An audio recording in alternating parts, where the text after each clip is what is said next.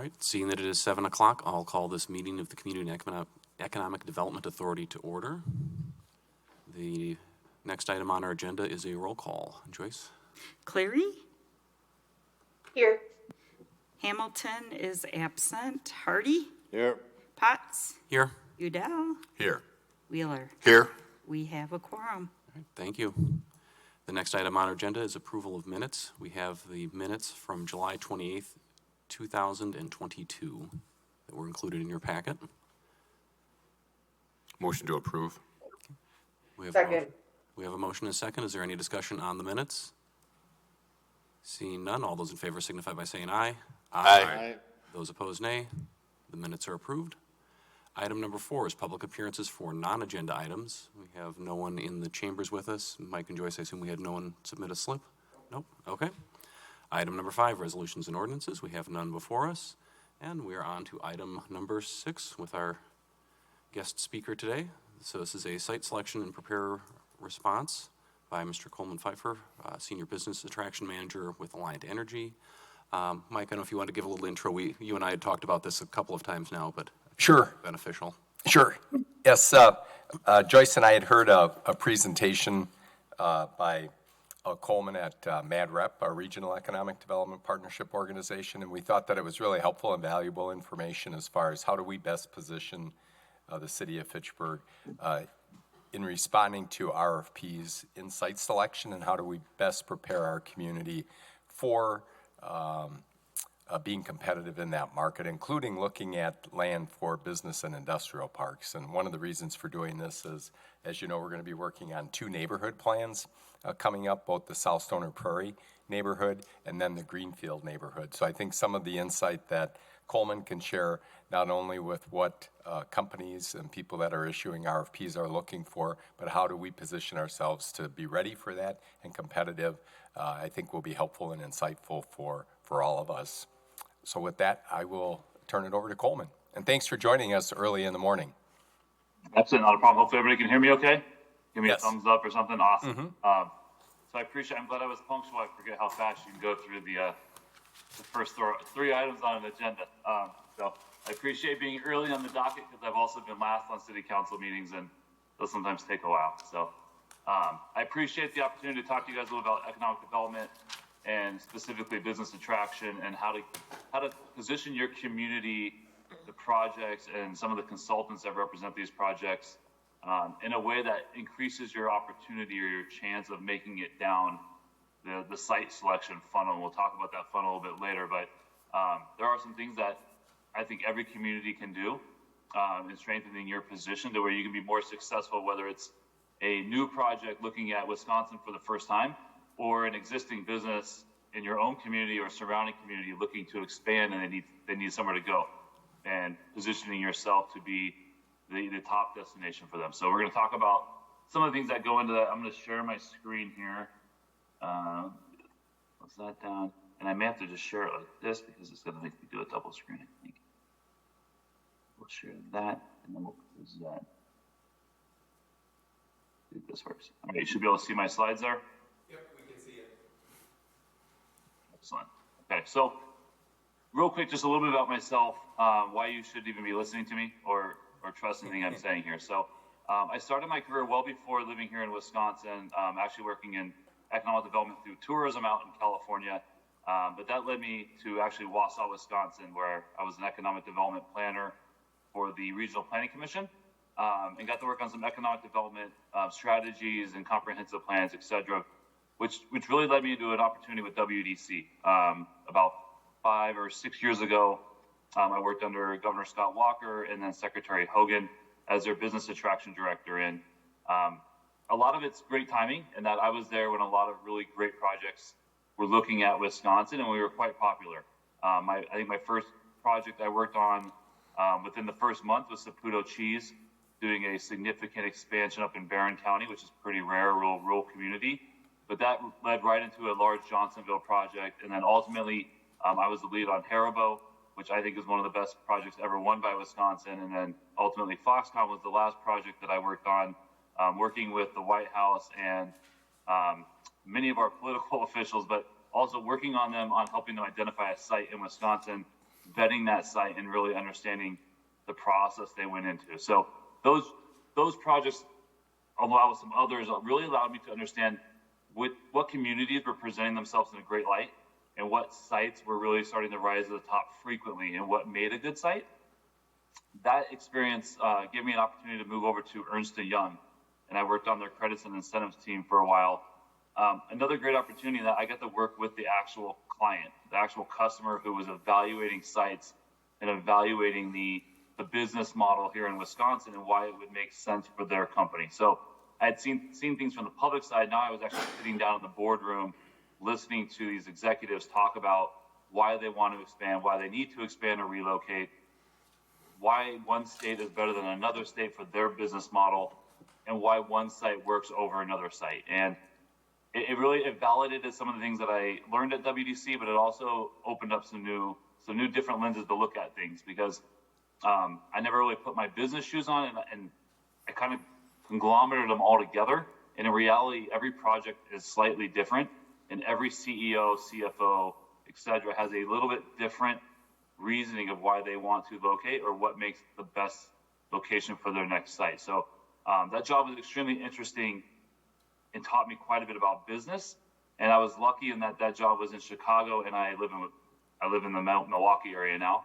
And I was tired of commuting, so Alliant was kind enough to make a position for me to come over here and do a similar job I did at WDC, helping them not only attract new business, but also help my communities, like what I'm doing today, to become more attractive for these projects. So that's about me. If there's any questions during this, please feel free to stop me, by the way. So first and foremost, I want to talk about where projects come from real quick.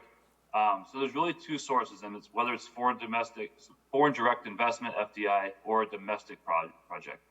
They're going to come from the business itself, right? So it's either an existing business in your community or around you reaching out saying we're looking for an expansion opportunity, or they're going to come from a site/location consultant. So below here is your top 4 real estate, your top 4 or 5 tax credit, tax entities, and then there's some boutique firms underneath that.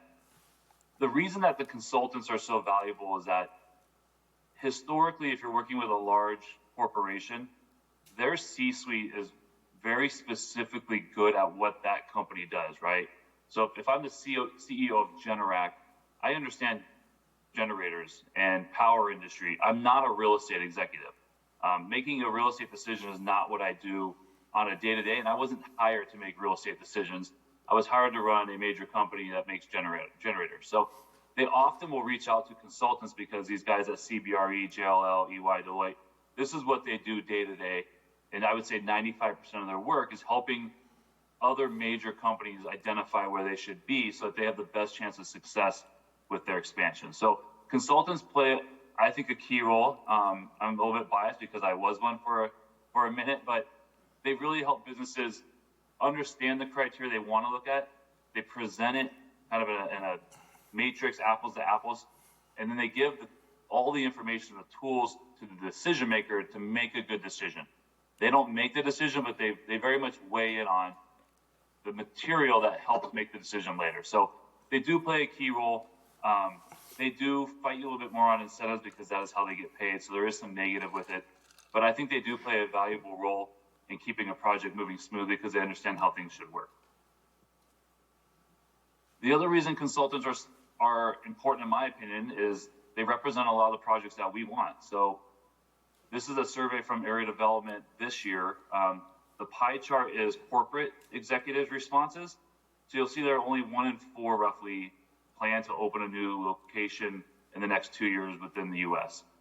But if you go to the other side with the consultants, 96% of them say they're working with somebody who's looking to open a new facility in the next 2 years. So what this tells me is that they've already done all of our hard work and identified the companies looking to relocate, expand, grow. I don't have to go and try to find that 1 out of 4. I can just go talk to 5 consultants, and every one of them is probably representing a project that might want to consider Wisconsin, might want to consider the Madison area, and might want to consider Fitchburg. So it's a time value, right? I don't want to canvas the whole earth. If I can go to somebody who's already doing it and have lots of people in markets figuring this out, much easier way to do my job and get real projects looking at our communities. So before I start any of these presentations, I always talk about the confidentiality piece. Not for this presentation, you can share this all you want, but when you are working with a project, you will most likely sign a non-disclosure agreement or an NDA. Even if you don't, assume that you have an NDA, because the fastest way to lose any type of project, whether it's an existing company in your community or one looking to come there for the first time, is to violate their trust and the information they have shared with you. It's the fastest way not just to lose a deal, but it's highly likely that that consultant or that CEO, CFO will never bring a project to your community again. It's all about trust, and you're going to be learning a lot about these companies and them about you. And there's some things that you say that you may not want them blasting around public as well. So I say possible legal action. I've never actually seen that. But if you do sign an NDA, there are some legal clauses in there. It's just one of those like major no-nos. It's very difficult. These projects are exciting. I remember when Haribo was on the fence of, it was us in Illinois, hopping to states. I knew they were coming to Wisconsin before the governor did. And you want to tell everybody it's exciting, right? We're going to make gummy bears in Wisconsin. You really have to sit on it. I couldn't even really tell my wife or my kids because I know how that goes. And they're going to want to tell people, and then all of a sudden everybody knows. So this is really important for council members also, because they're privy to some information others are not. And this stuff is exciting because you know big new employers coming to your town. So don't violate it. It's easy, but don't do it. So I talked a little bit about what makes companies want to expand. So this slide really talks about the thought process that a CEO or a C-suite goes through when deciding whether or not they need to expand or relocate. So typically there's a trigger involved where, you know, there's a significant revenue growth, or they need some improvement on their margin. There's a capacity requirement, which is what we're seeing mostly. They just don't have enough space to make enough things that we want to buy. And it's going to trigger them to say, we need more space. From there, they typically look at geography and they say, can we grow where we are? Do we want to stay in our state, or is there a value in expanding our business into, let's say, the Midwest? So we're on the West Coast. We need a Midwest presence because our supply chain and our end customers are all over America, not just on the West Coast. Then you get your legal team typically involved who like to look at risk, and they start to kind of poke holes in the idea of what are some things we got to worry about. And then ultimately they come to these considerations of what are we going to need to be successful. So what are the criteria we want to look at to make sure that our location and our expansion is successful? So these are all things that happen behind the scene. And we'll talk about that process on the next slide, but there's a lot that goes into this thought from a C-suite of, do we need to expand? Where do we need to expand? And then what do we need to make our expansion successful? This is really where I see consultants come in and really help. This is a lot of information, and to gather this information from every state and every community is a lot of work, and then to lay it out in an ability to really evaluate is not the easiest of things. So these are some of the things, not all of the things, that they consider when deciding whether or not they want to grow. The process from A to Z, I'm going to give is roughly anywhere from 4 to 6 months. Now this varies by project. I mentioned I worked on the Foxconn project. That was a 4-month process in total. And if they do what they say they're going to do, who knows? That's one of the largest projects ever in the U.S., right? I've worked on others that are 100 million, 50 jobs, and they take 12 months. So it varies, but on average, this is what you're going to see when you go through this process. So that last slide where I talked about, do we expand? Why do we expand? Where do we think we want to expand? They spend about 4 hours of executive time sitting in a room calculating that out. From there, they go and they start getting information from states, communities to populate some of those key criteria. And then they evaluate that, and they start to narrow down good states, good communities, bad communities, and then good sites, bad sites within those communities to come out with a smaller list so that they can really start to investigate it more. And that's where they come in and validate it. We also call that a site visit. Ultimately, they pick your site, and then they start to negotiate, real estate incentives, land sell value, things the community is going to bring to the table, that the company's going to bring to the table, kind of a developer's agreement. Another way of looking at that is what they call it the funnel of death. We might need a different name, but you can kind of see how it funnels in to a selected site. So again, that top kind of tier They're getting project scope and company objective and the criteria, and they're going to weigh that criteria. Then they go to a more regionalized within the U.S. What region do I need to be in? And then what state/site, and then they do a site visit and they select the site. The whole purpose of this and our whole goal is to not get deselected, right? You just want to keep making the next round. If you think of it like the NCAA tournament, I don't care if we are the 64th seed or the 1 seed. The goal is to just keep winning your games until you're down to the final 3, 4, and you have a really good shot and you get the opportunity then to sell your community. So it's all about not getting deselected, right? It's making the cut every single time. So what can a community do to really help this? In my opinion, the most important thing is real estate and the control of good real estate within your community. I think it was MadRep in their most recent survey. Most communities came back and said they just don't have the ability to hold good pieces of land and control that piece of land. And that's a problem because the good land is what we want to be able to control as communities, so we can kind of have a say in how it's used and what it's used for, what type of industry we want.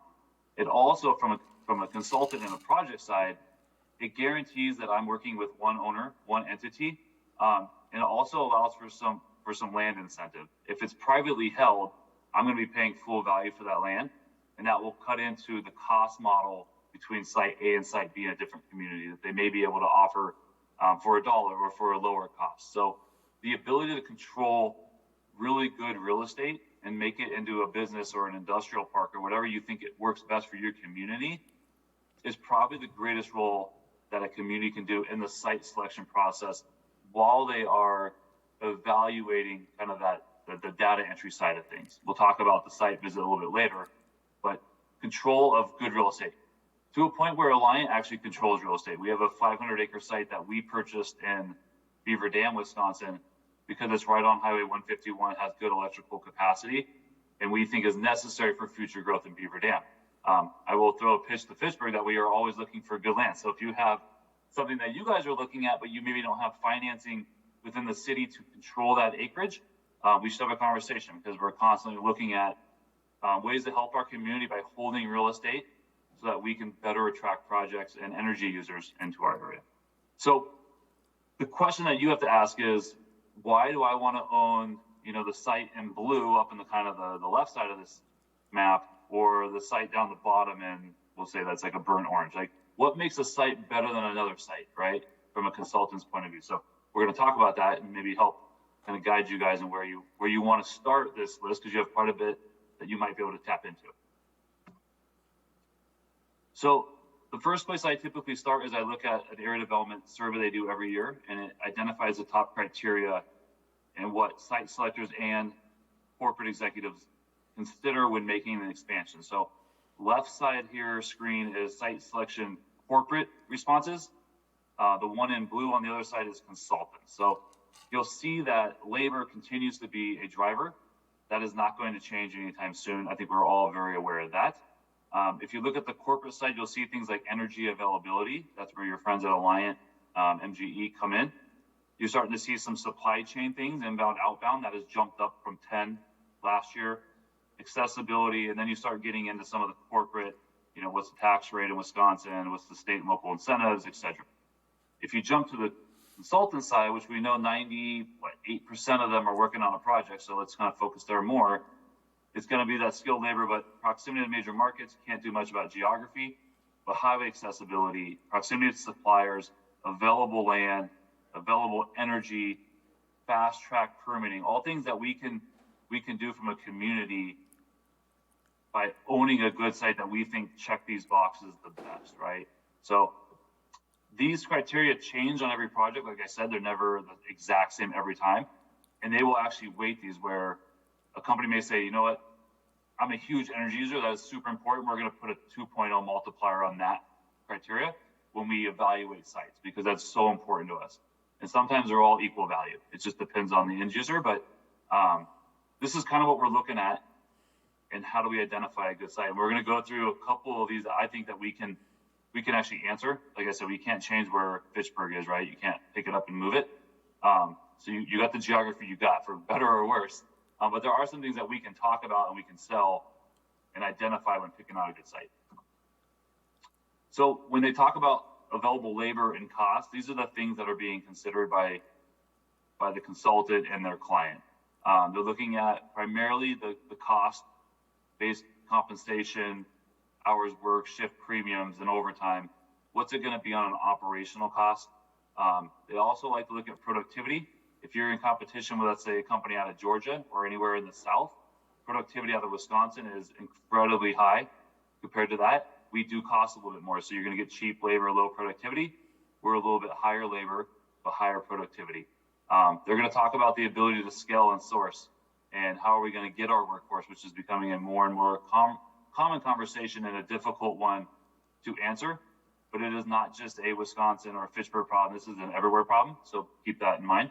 But these are some of the key terms that they're going to talk and some of the things that they're going to look at. The key piece here is that we know that nobody has the labor that they need for these 100, 200 people projects, right? We're having a hard time filling the jobs in our community as is.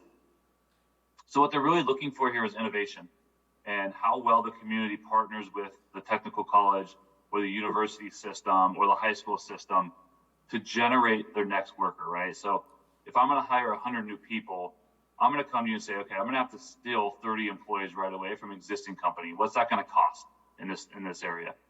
The next 70, I have to build up. So what's the high school K-12 kind of tech school look like? And what's your partnership with them? And how much does business have a say in curriculum? And can they train people to come out of high school that I can hire immediately? And then, maybe a little bit of up training to do the job I need. Okay, tap into the tech college. It's where do I get my next workers? Because I know they're not just going to be sitting around at home in Fitchburg because unemployment's below 3%. The communities that can do this the best right now are being the most successful because the workforce is the number one issue. And it's not even really cost of workforce, it's just actual available people. So they're not looking for a perfect answer of, I have like 20 people just hanging out waiting for a job. It's, I'm going to train our high school class, which has 500 graduates, and probably 40 of them are going to lead right into your job, and you have access to them. Electricity side. I want a site that has an ample supply, right? So that word ample is a little bit vague. And it depends on what kind of industry you want at that site.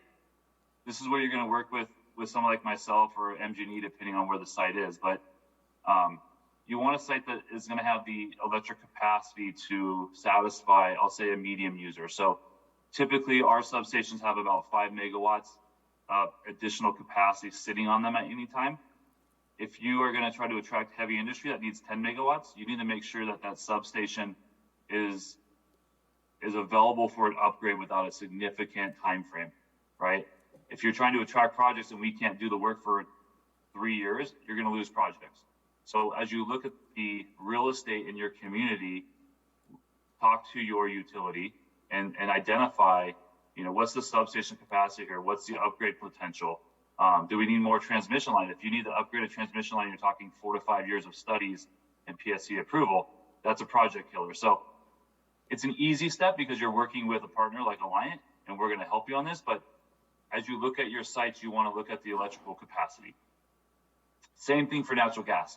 You want to make sure that there's not only a capacity, but that they can deliver it at a certain PSI, or sometimes it's a PSIG.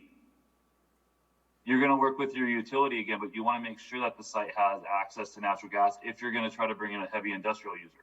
If it's more of a business park and they're just going to be heating their facility, office space, probably not a huge issue. But you want to find the site that has the best access to natural gas and electricity within your labor force, because this is what a consultant is going to look at. I'm going to look at and say, I need 5 megawatts. Which site can give me that? I need to wait 3 years for yours. You're eliminated. This site has it. This site's going to make the final. It's going to continue down that funnel of death. So things that you want your site to have: natural gas, electricity, and a good capacity. Full disclosure, our site in Beaver Dam, we want to bring a crazy heavy industrial user. We have a maximum of 50 megawatts there. That becomes an issue. So even our own team didn't quite vet this at our site, and we're somewhat limited in what we can attract there now because the upgrade above 50 megawatts would take 5 years. And that's a deal killer for almost 99% of the deals. Again, with water, so you're going to work with your own public works or Madison Metro, but you want to make sure that they have capacity for water if bringing in a heavy user. So what does that capacity look like? Is there ability to expand capacity? What's some of that cost and time frame? These are all things they're going to look at, especially if they're a significant water user. What are those rules? Kind of the base charge, the volume charge. Good thing in Wisconsin, we have very cheap water, and we have it. Where when you talk to things like California, they don't have any of it, therefore it's very expensive. So we usually do well on the base charge and volume charge. This is more of what are the pipelines going to that site? Is there a 16-inch water main? Or are we planning on putting one in? What does that look like? How long does that take? Again, the sites that already have these things running to them are going to perform much better than those that we're going to have to do in the future. Same thing for wastewater. What type of system? Do we have a gravity line? Is it a force line at that site? Do we need lift stations and pump stations? How much capacity do we have at the treatment plant? What type of lines are coming through? Again, are they already at the site? The more that they're at the site and they have capacity, the better. And you'll start to narrow down some of your sites, right? Some of your sites that are farther from the grid, going to take a little bit more work. Maybe you aren't the best site for what you're doing right now, and you're going to grow into that site. And maybe you have a site that is checking a lot of these boxes. And you're like, we need to go get control of that acreage right now.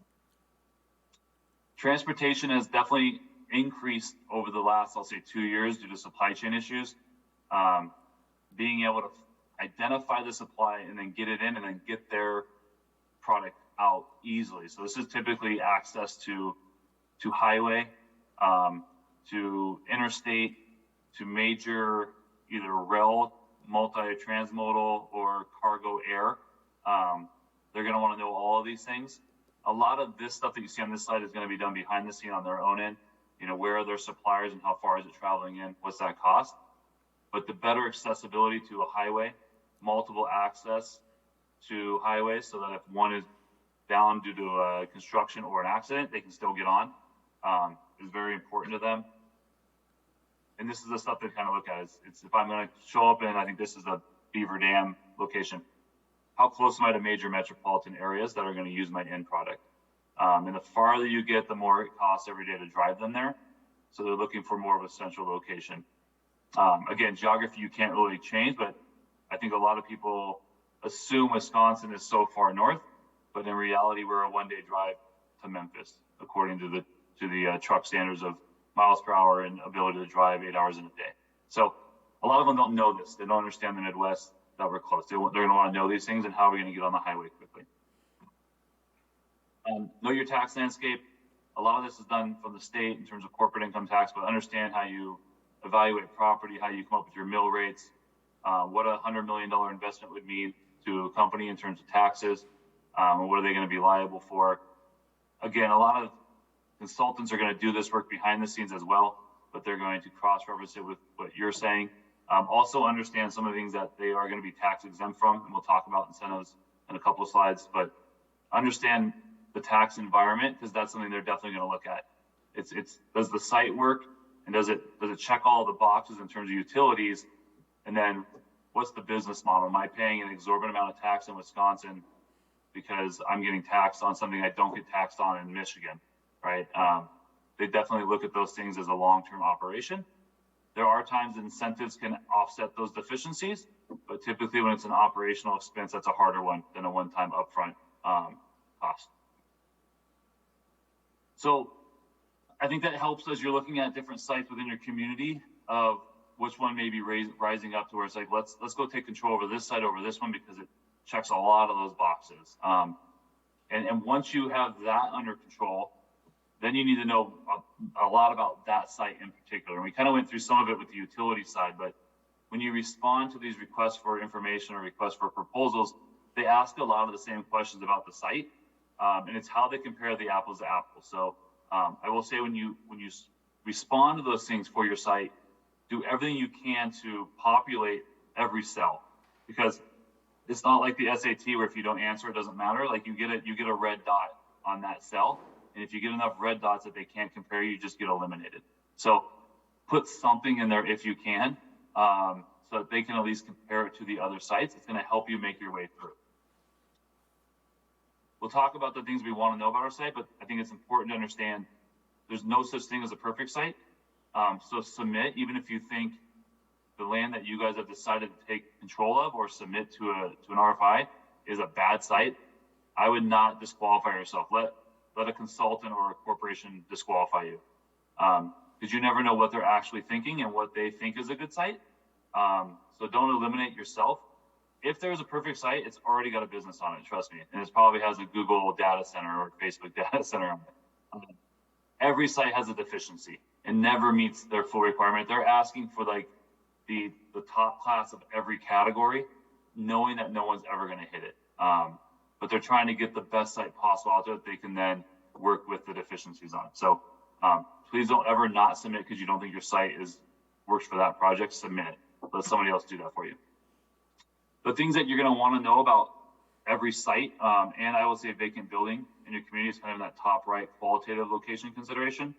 A lot of it's going to be who owns it, where if the city can control it, that's easy, and that is preferred. You're going to want to know the price and what you're willing to sell that land or building for. Dimensions of the acreage. Is it a rectangle? Is it a square? Is it a weird oblong shape? What type of zoning? What type of regulation? What's the entitled juices there? Geotech is becoming more and more, and we'll talk about certified sites here in a second, and some of that environmental. The soil, what's the topography? Is it flat? Endangered species, historic artifacts, all those things that can slow down a development. We want to know that ahead of time if we can. We already talked about the utility services and things like that. And then the timing of, if I give you a decision today that I want to move my business to Fitchburg, how long does that take to get done? So these are all things that you're going to want to know for not just a site you decide to control potentially, but every site that you have or every building you have. You also want to market it like crazy.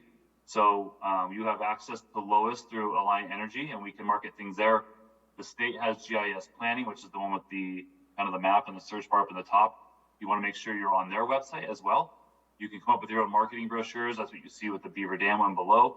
And then for every site that we have a spreadsheet you see on the right that we pre-populate a lot of the questions that we get asked, because you don't get a lot of turnaround time, and you can do this well beforehand. And every site or building you can have this all filled out, so you don't have to reach out to your electric provider every time to find out the capacity. You just have it on a file and you just confirm it.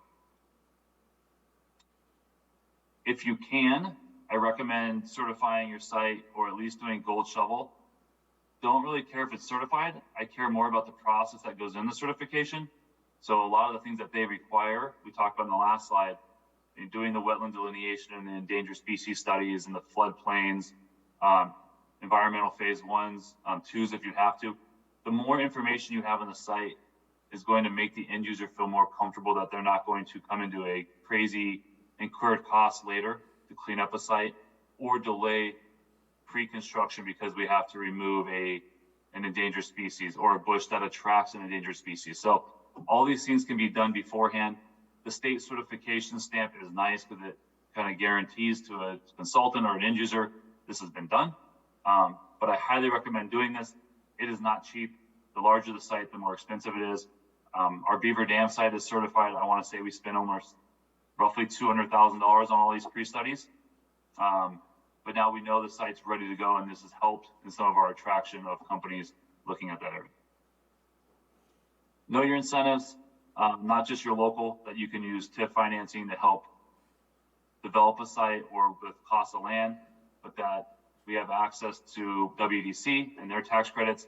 I think the DOT T grant is one of the best ones for communities, and that if you need to improve your infrastructure for roadways to get to a site, and there's a project coming, DOT offers, I think it's $5,000 per job, up to $1 million in match. That's a really great program. It is usually underutilized, and there's usually money in there for you to tap into. So remember that is a community grant. It does not go to the project. It goes to you to offset road costs. Understand the tax environment at a high level because the state will come in and help, but at least understand that we have tax credits that make business cheaper in Wisconsin. And know your timeline and process. As they identify your site, they're going to talk about permitting. They're going to want to get up and running as fast as possible, right? They're going to want to move in 30 days. If you can move in 30 days, fantastic. I think Rock County has it to 60 days, but be realistic and then hit your numbers. So if you tell them 120 days, it's got to be 120 days. It can't be 121 days. So really know your process and your permitting and streamline it the best that you can. Because at the end of the day, when you're on that final 3, it is really important that you can move at the speed, and that's ultimately what wins typically is they can move as fast as we need them to, and we can be shovels in the ground before the freeze in November, and we hit a head start on, let's say, something up in like Stevens Point, and maybe they take a little longer. Now you missed that build period. Now they have to wait 6 months. So this is a really big piece, especially today as things are moving extremely fast due to supply chain inflation and other things. It's a quick slide of everything I just went over, kind of a quick bullet point. So real quick, because I know I'm on my 30 minutes. So that was all the assess. Now you get to the validate part. So let's say you're one of 3. This is the other area where a city really shows its value, and I think plays the most important role in the entire process, and it's the site visit. So when you are that final 3 to 5, they're going to come and visit you. They're going to bring a delegation, and it's usually a consultant or 2 with the firm, and they're going to bring 3 to 5 executives from that company, probably somebody in engineering, and they're going to come and look at all of the things that you submitted, and they're going to look at it physically and make sure that what you put on paper is actually there. They're going to want to see the water tower. They're going to want to see the pump stations. They're going to want to see where your water line is or abouts in the road. They want to see the access to the highway, and they're going to want to tour your tech colleges, and they're going to want to learn everything they can about your community and validate all the data that you sent them. They're going to want to get a feeling that Fitchburg is a place that they also want to be a part of, and they want to be a part of your community. So this is where quality of life and how you attract and retain workers come in, and why the CEO would want to maybe be a full-time resident in Fitchburg instead of Boulder, Colorado. Or this is really where you bring your A game and you bring the team that makes them feel the most comfortable, the most welcome, where they can really start to visualize being a part of the community and having their business in your community. You want to develop this ahead of time. You want to have what I say, my A-team site visits. So you're almost always going to involve your mayor. You're going to want to involve some elected officials, and you probably know which ones are better at selling the community than others, right? More extroverted than introverted. They say the right things, right? Like, you don't want a business owner that's an elected. It's like, I could never find workers. Like, that's not what you want on the site visit. You want to have a couple HR or CEOs lined up that can promote how they've been successful and have been able to fill their workforce. Again, you're really selling that quality of life. We typically have somebody with the Chamber of Commerce there talking about all the amazing things that go on in the community and the small business growth, and really creating an environment where they can see themselves there and being a part of the fabric of your community. So it's having the right people there, in addition to that sales side, but you want to have people that can answer the right questions. So you typically have we'll call it a data team that comes early, your utilities, your public works, answering all the technical questions, and then you meet for lunch, you go out for dinner, and you bring in your government team, kind of the last slide, to sell them and make them feel very welcome and greet them and show them the quality of being in Fitchburg. Like I said, the goal here is to make them feel like this is the best place for their business. If you are down to the final 3 sites, your site works for them. There may be some deficiency that they want to clarify and figure out how we're going to figure out, but your site works. So now it's about, where do I feel the most comfortable? Who do I like? I like the mayor of Fitchburg, and I didn't really like the mayor of Boulder. Like, it's really silly, simple things, but at this point, your site has made it. Now it's up to the community to sell itself as the final destination. And I think that is it. And I can take questions because I did not hear any while I was talking nonstop. So I'll open that up. All right, thank you. Check for questions. I did have just one quick one before I check with anyone else. So you mentioned it was about $200,000 for your Beaver Dam site to get certified. About how big is that site? That site it's a 520-acre site. 350 acres are developable. There's some wetlands that cut the park up a little bit, but the whole thing had to be certified, so 520 acres. Okay. I was just kind of curious on the scale of that and how much you were buying. Okay. Yep. The certification process, I think, it's $17,000 through the state, and they offset, I think it's $3,500. They may be changing that though, because they've changed the program a little bit. So The stamp costs the money also. Jim? Yes, Coleman, thank you for the presentation. My question is there a benefit to marketing ourselves to consultants? Yes, I will say the hard part with that is financial, right? So typically on a economic development 101, you get your business from entrepreneur, right? New startups. You want to retain and expand existing, and then you want to attract new. And I would say the consultant side goes to the attract new. So typically you see communities that have more of a limited budget. You're going to focus that more on keeping what you have and helping them grow and expand because they're already there and they see the value and why they do business in Fitchburg. If there is money also to do attraction, I would definitely market myself to some of those consultants, or better yet, you partner with WEDC or with Alliant and you maximize that value and you go with us and you meet with some of these consultants and talk about, what's going on in Fitchburg and why they should care, but why they should consider and know about what's going on. So I would partner and leverage your money because it's not cheap to continuously go to Chicago and meet with consultants. Thank you.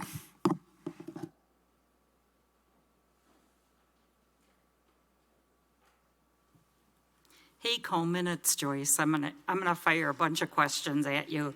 So, and this is gonna go back to your WEDC days. Is there a way that we can work with WEDC on knowing where we're at? Because most of our requests comes WEDC, then MadRep, then us. And it seems like when we do a submittal, we never hear the outcome. Is there a way that we can stay on top of that as a community to find out, or get some feedback as to what they're hearing, why we haven't made the cut? I mean, I know one thing is we don't have any land that we actually control. And, hearing you with you is maybe that's something that we need to talk to our utility partners about. But I've probably asked 3 questions in that one question. That's all right, I filtered them.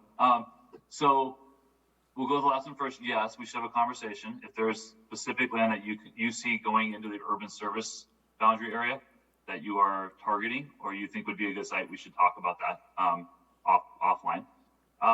The WDC question is interesting, and you're not the first person, and we deal with this also at Alliant because we submit sites as well. I have talked with their business attraction team, which is led by Katie Sinnott, and Heather Smith is kind of their domestic attraction person, about coming up with some type of template where we can just go in and see, is this project still alive and who's being considered? The hurdle is a lot of it is at the discretion of the company and or the consultant and providing information. And a lot of times we submit this stuff and then it sits for a long time while they kind of evaluate the data.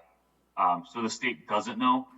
I would say your best bet is to consistently follow up with whoever the lead is on that RFP. So whether I think it's Francisco, Fanfu, or Heather are the 3 over there, constantly email them to get updates and see if you're still in play. When I was in that role, I tried to let everyone who was not in play know, so you can cross it off your list and stop worrying about it. If you are in play, you always know, right? I mean, that's the first phone call. So they need to do a better job, I would agree, but I think some of it's going to be on us of just constantly pestering them of where are we on this RFP I submitted. In terms of learning why we weren't picked, that's a harder one. I will say if you make it to the final site selection where they actually come and do an in-site visit, the consultant and or the company will almost always do a debrief of why you did not win.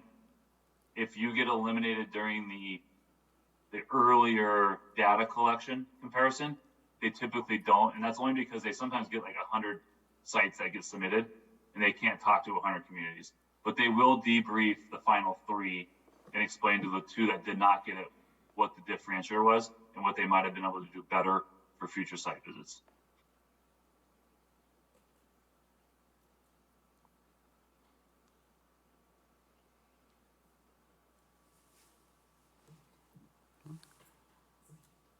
There are other questions? Coleman, how do and when do incentives start to come into the conversation on a potential deal? And how does the consultant, what's their role in that? I think when you did the Mad Rep presentation, it sounds like their compensation is kind of based on what's the level of incentives they help drive kind of at the state level. Can you just explain a little bit or share a little bit more insight in that world? Our local economic development tool that we've used is tax increment finance here. And our business model has always been, the pay-as-you-go developer bond. And not any kind of upfront assistance. So any insight you could share on just how incentives are kind of factored into that decision-making would be helpful. Yeah. So I will say on the initial RFP response, they typically ask what incentives are available, but they're not looking for a number at that point. So you're going to put in like business tax credits to the state, maybe the DOT grant, and that you guys have access to TIF and you have healthy TIF.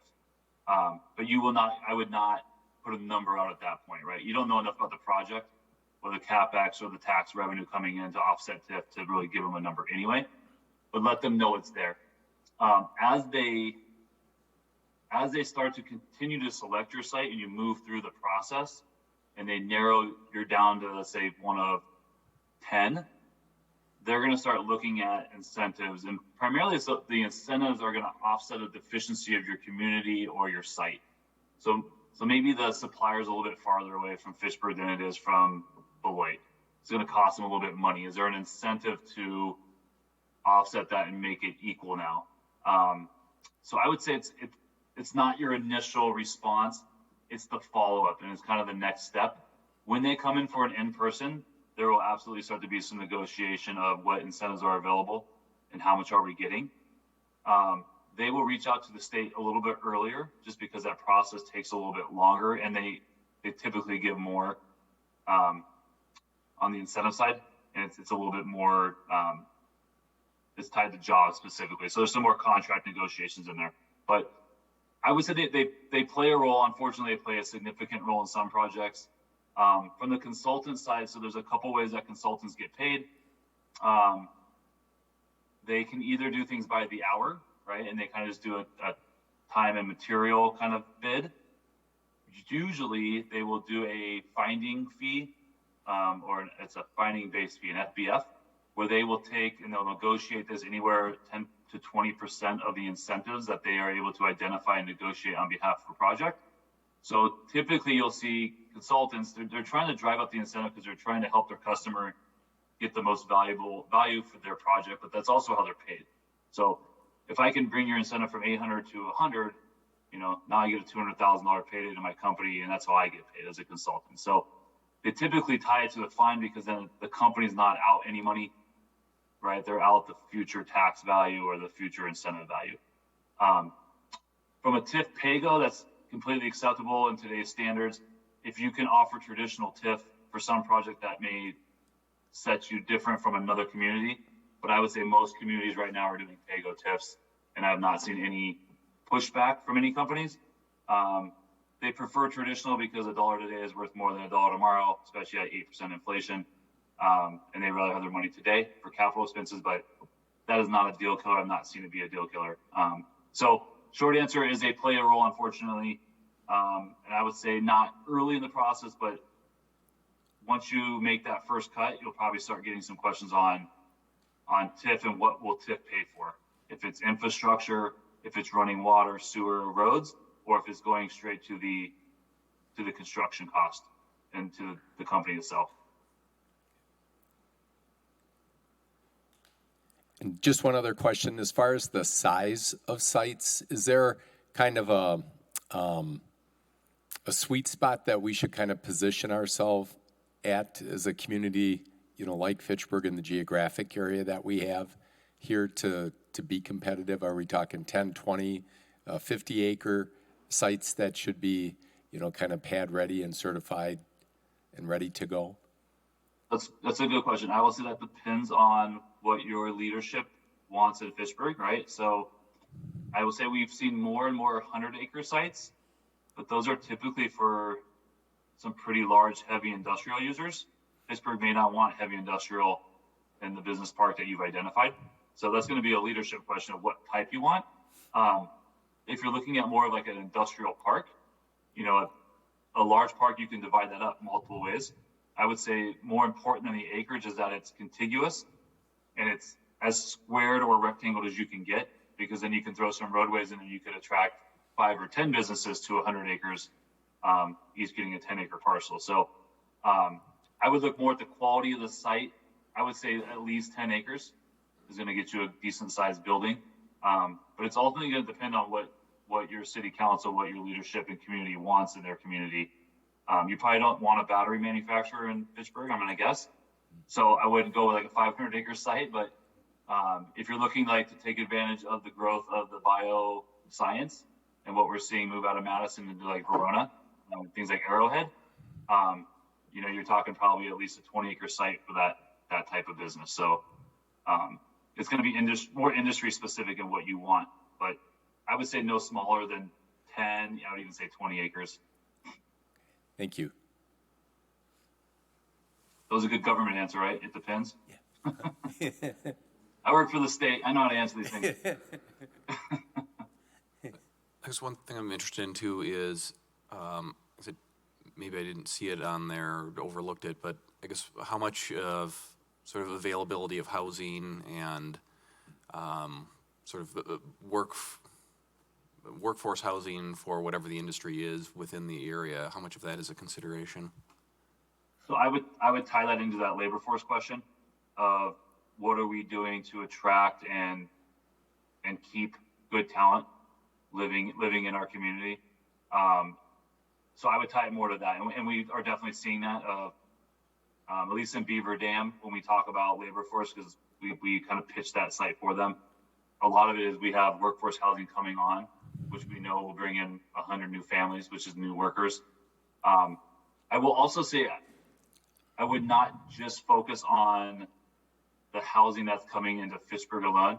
You all are probably aware that your labor shed is much larger than just Fitchburg, right? You're pulling from probably a 45-minute drive time all around. So you can also talk about what other communities are doing in a way of attracting workers and how they migrate into Fitchburg because you're a great place to work. And that you're doing more to get them to just not just work there, but live there. So that's usually tied to the labor force of what are we doing to help you attract and get the employment you need? And it's workforce housing is a big issue. Childcare also, right? Innovative things you're doing to help make sure that everybody in the household can work because you have ample childcare that's affordable is also one that comes up a lot now.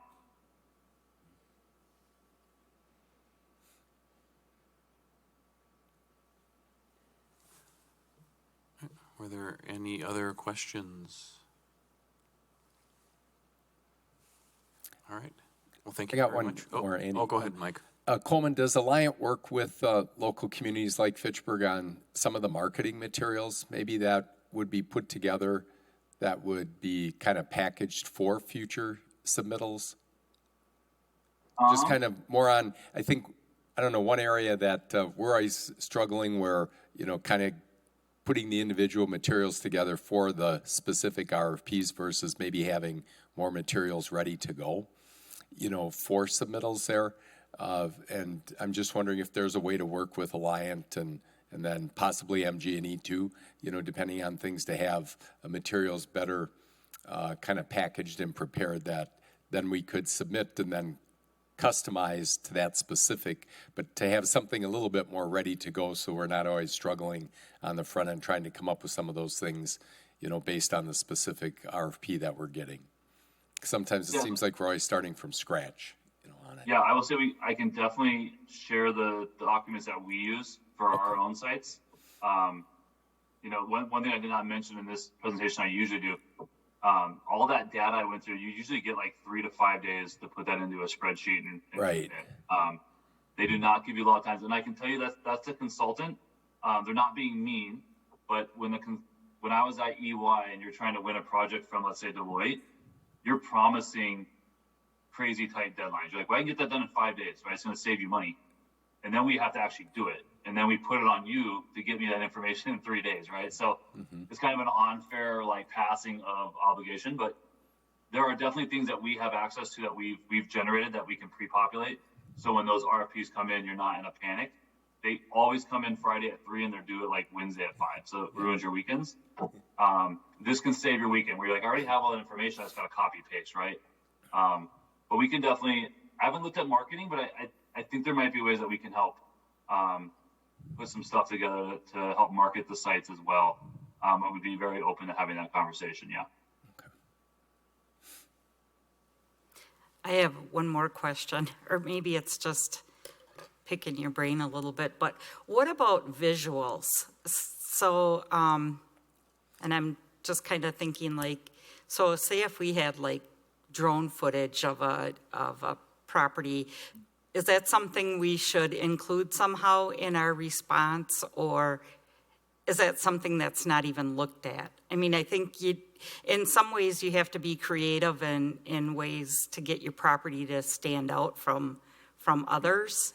I know we've just done some blanket kind of letters to companies or, outreach as we've tried to recruit.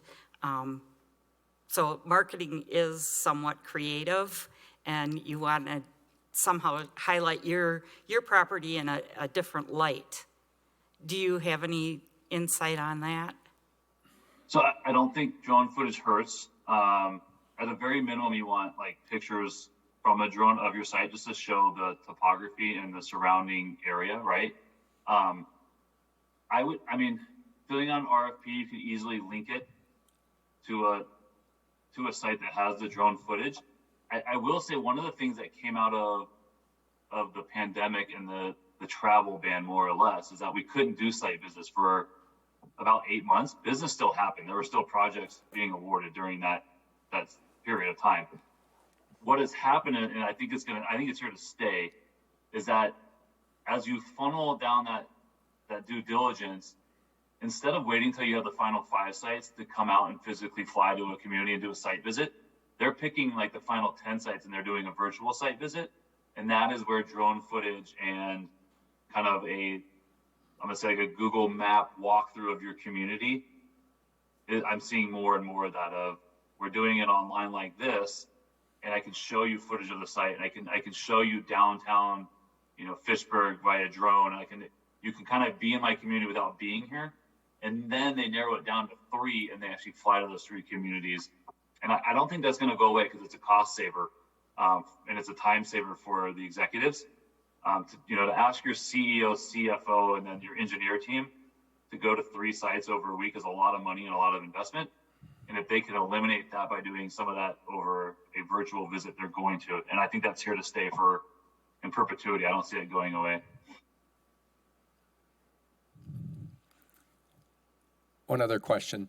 A lot of times when the RFPs come in, sometimes they start out with asking about existing buildings availability before we get to available land and sites.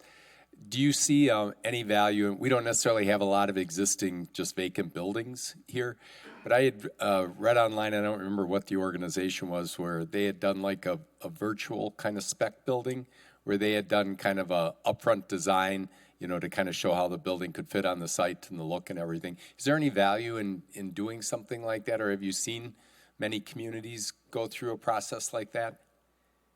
So I would say Fond du Lac has this, is the one that popped up in my mind. The advantage those have is that typically that virtual spec has already gone through the pre-approval permitting process of the city council or the village, so that the timeline, once they decide, I want to do this, they can expedite the process because it's already been pre-approved probably with some variables in there, right? More so than being able to show how a building fits. I think that's helpful at times during the site visit of, here's what we think your building looks like, and here's how it's going to sit on the site. Often they do that themselves as well, or a developer will do it for them. But the virtual spec, it's going to be more about the permitting process has already been conditionally approved by council. So you're going to talk about timeline now, as opposed to building a new building. We have to go through that 30, 60, 90-day process. Better than a virtual is if you could actually convince a developer to do a spec building. Those are a little bit risky. Right now, I'm seeing more and more of that in the Madison area because I think they're under 3% vacancy for industrial, which is a historic low. So if you can talk to developers and talk about spec on a site, then those are up and ready to go right away.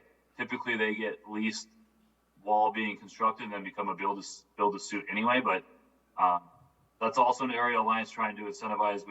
We have some building spec programs to help offset some of that risk, because we know we need more existing building to accommodate the quick need to grow and expand that these companies that we have in our territory have right now due to supply chain issues. So I would do spec first, but virtual spec's not bad due to the expedited time frame. Okay, thank you.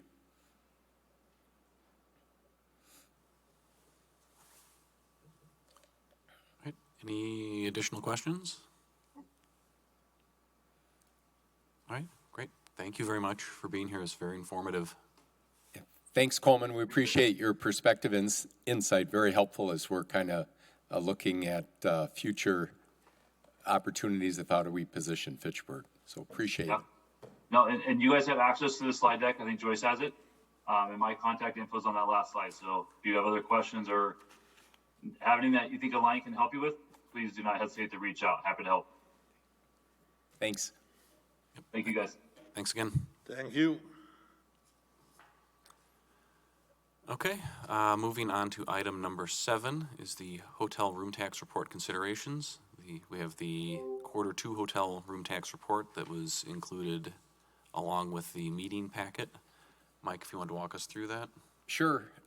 We've got the updated second quarter room tax for Misty there. As you can see, we're working our way back to, and there was just an article, I think, in the paper today, or that came out yesterday, that the greater Madison region in general is kind of working its way back towards 2019 pre-pandemic numbers there. So as you can see, we're getting close to, we're at 195, 196 through the second quarter. And first quarter is usually the lightest one. So Misty said we're close to about 50% for half of the year.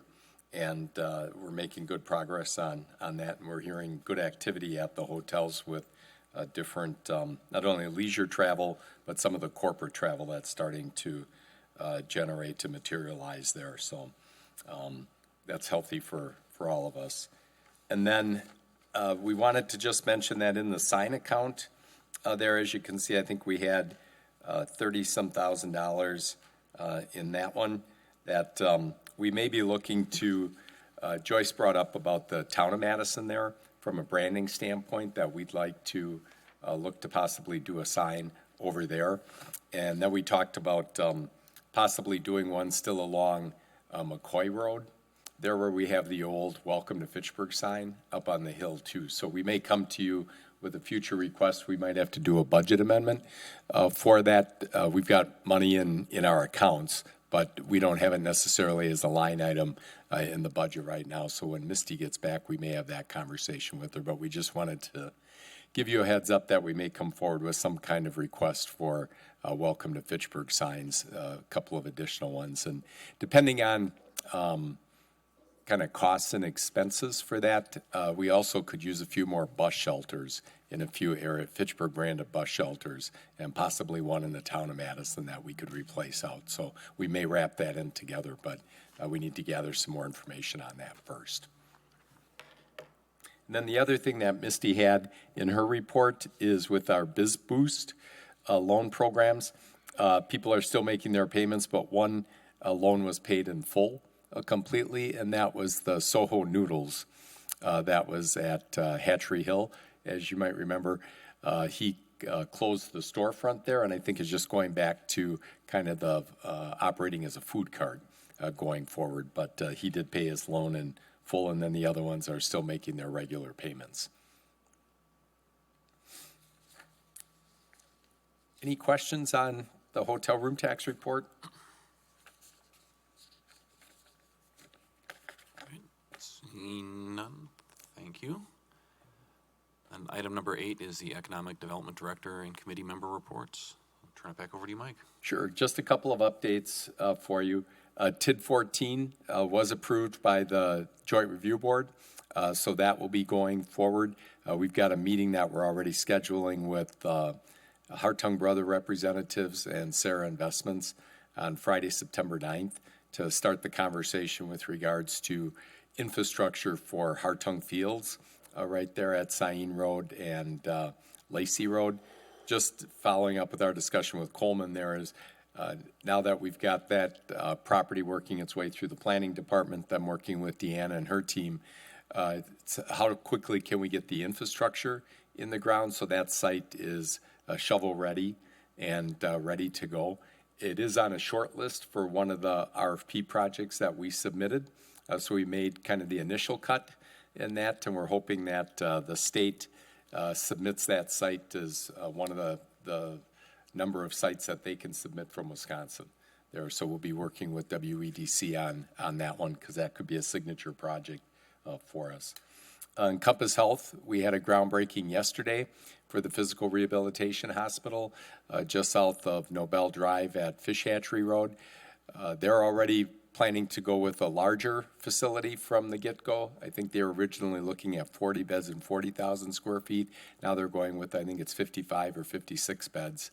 That site is programmed to accommodate 80 beds and 80,000 square feet, but there's definitely a need and demand for beds and space for the physical rehabilitation hospital. The B-cycle, the equipment is ordered, and we're just waiting for that to arrive. So hopefully we'll start to see stations sometime in September or October. And then in 2023, after we do the launch in 22 here, we'll look to expand the program right away in the network throughout the city.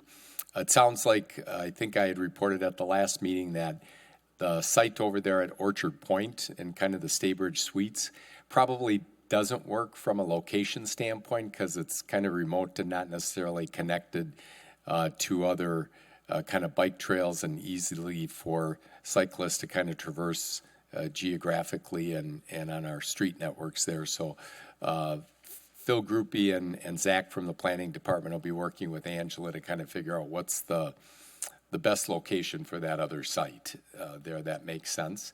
And the one thing we've talked about is possibly along McKee Road by the Badger State Trail, because then it's connected to more of the bike infrastructure network and trail network that we have in the community here. So we'll keep you posted on that. And hopefully once the equipment arrives and we put down some stations, we can kind of do some announcements and maybe even a ribbon cutting to kind of get the word out that B-Cycle Network is operating here in Fitchburg now. Were you going to mention the TAP grant as well? Do you want to take that one? I can, Yeah. So when we were discussing the process for B-Cycle, it was mentioned that the city and business partners would be putting up a lot of the money for phase one, but that the city was going to apply for a TAP grant, a transportation alternatives program through the Wisconsin Department of Transportation. And in early August, we were notified that the city had been awarded a grant for, I believe it's $323,200 to help fund phase 2 of B-Cycle expansion. Then a couple of other updates for you. City staff continues to work with Royal Capital. They're the development group that's looking at the Fawside property.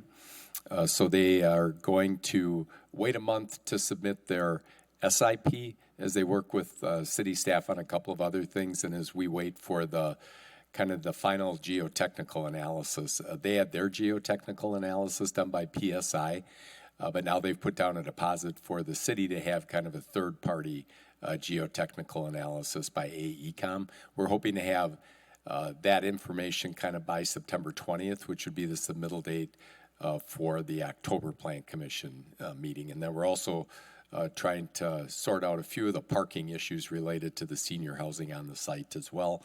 And then we'll be starting the TIF conversations with them to understand what's their projected valuation that they're looking at and the phasing of the development on that site, and then what would be those kind of items in the project cost bucket for the geotechnical, and then structured or underground parking assistance there. So stay tuned for that one. And then we've got General Beverage. As you know, we've been working with them. They're acquiring some land from Payne and Dolan just north of Cottonwood Drive that would allow for some future warehouse expansion space. So now that they've solidified that future site, they're coming forward with their office expansion that we've been kind of working with them on and kind of waiting for multiple years. So we're excited that they're going to start to bring their plans forward. They'll be on the next Plan Commission meeting, and they're going to build up with their office facility there. So we're happy to see that project coming forward. Edgewood College continues to progress, and I think they're going to be closing on the O'Brien property maybe later this week or early next week. So that continues to move forward and materialize. So we're happy about that one. If you haven't been over to Sain Road recently, Quick Trip is making good progress, and they're planning to open that store in early October over there. So we'll be working with their team to have a ribbon cutting and a grand opening. I know the neighborhood over there is excited about that project opening up, and that'll kind of serve as the little corner grocery store for the time being. Avalon, Lot 3 in Venture Capital is bringing forward another multifamily apartment development. 173 apartments is what they're envisioning. This would be just north of the Oshala building that's under construction over there by UW Credit Union. It abuts Index Road and is on the east end of where the Avalon senior housing is. So that's another good infill development and kind of helps our efforts to continue that growth and development in the North Fish Hatchery Road corridor as well. And then one thing we wanted to mention, the Housing Committee will be coming up in September here. And one of the items that we're going to start to talk about is Joyce and I are continuing to work with Mike Harrigan and Steve Affelbach on the rent-to-own townhome project there. Administration has asked us to kind of reach out to the Dane County Housing Authority to see if they might like to be part of overseeing and managing that program for us, because they already have some of those systems in place. So we're in contact with Karen Kanak over there to see if we can get an audience with her and then have Mike and Steve do a presentation on the program to see if there would be interest and a possibility for a partnership with the Dane County Housing Authority on that program. But then the other thing that we are starting to have a conversation with the Housing Committee about is in anticipation of TIF number 4 closing next year, which is going to bring us another probably $4 to $5 million that'll go into the housing fund, is how would we like to utilize those dollars to improve our housing stock?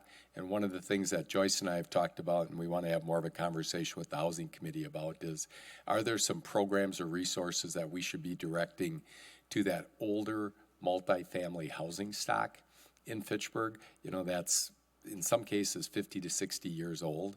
And how do we work to kind of upgrade that housing stock, you know, still maintain the affordability aspect of it, but start to upgrade it? One area in particular that we'd like to explore a little bit more is some resources maybe dedicating to putting in fire safety sprinkler systems into some of those older buildings, because that might be a worthwhile use of the dollars that we can bring, because the property owners aren't necessarily going to do that on their own because there's not a payback or a return on investment, you know, to them. But yet some of those older properties generate, you know, a lot more calls to service from kind of a public safety standpoint. So we're just starting to have a conversation with our fire chief, Joe Pulvermacher, and he's probably going to come to the Housing Advisory Committee to share a little bit more insight, perspective, and even some data in that area. So just wanted to give this group a heads up that that might be an area we want to explore a little bit more. For folks that have been on the group a long time, Dan and Andy here, you probably remember when we worked with Royal Capital on the Maple Lawn renovation. They incorporated a fire safety sprinkler system, and they came up with a more cost-effective way to do it by doing a soffit that ran along the ceiling and the wall there instead of going behind the studs and everything. That's how they incorporated it, but it really upgraded that property. They did a complete renovation, you know, of that property that included new kitchens, bathrooms, garages, and things like that. But that was a major improvement to, again, some of that, you know, 50-year-old housing stock.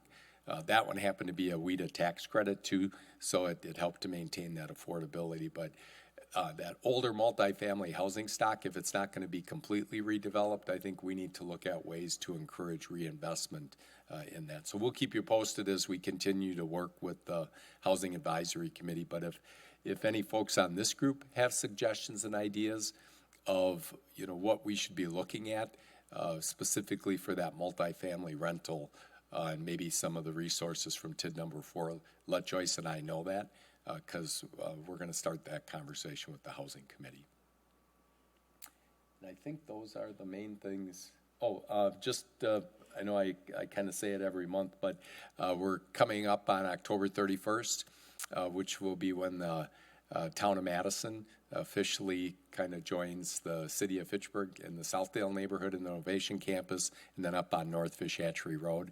So our city staff team continues to work on a number of initiatives. Deanna's been very busy with coming up in September and October will be her proposed zoning to align the zoning from the currently Dane County and the town of Madison into the categories that align best with our Fitchburg zoning ordinance. So stay tuned for that. That'll be on the Plan Commission agenda both in September and October. You have anything, Joyce?